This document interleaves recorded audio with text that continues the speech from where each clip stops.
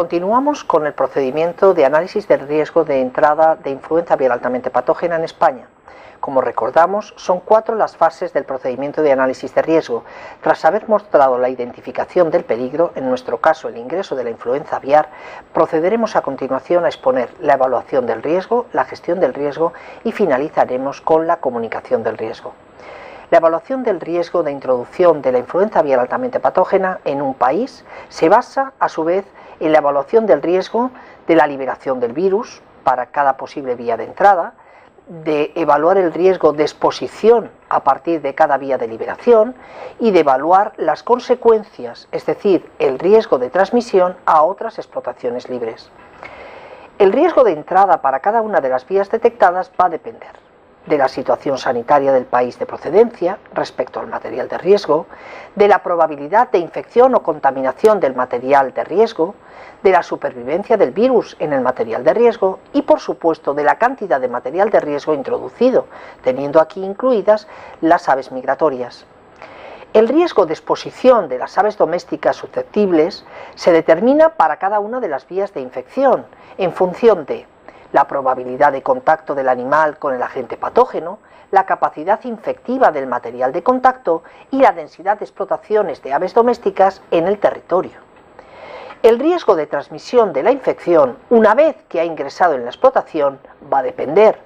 de la probabilidad de contacto del material de riesgo con el agente patógeno, del nivel de bioseguridad instaurada en la granja infectada, de la capacidad de supervivencia del virus en el material de riesgo y, por supuesto, de la frecuencia de movimiento de material de riesgo entre las granjas.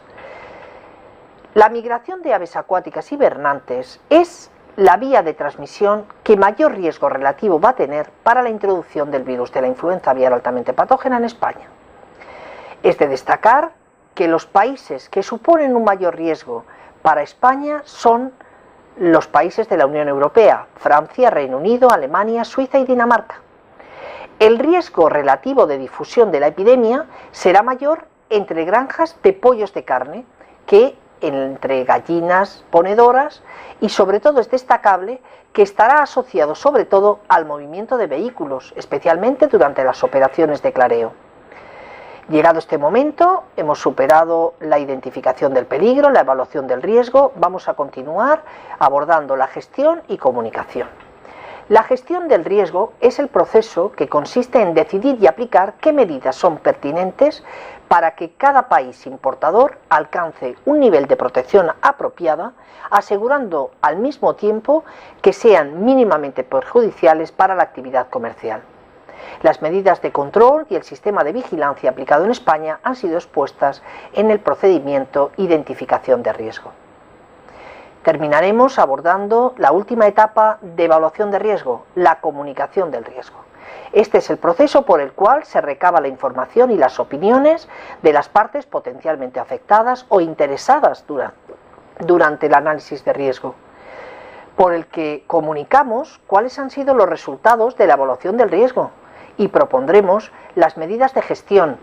a quienes deban tomar las decisiones y a las partes interesadas del país importador y del país exportador.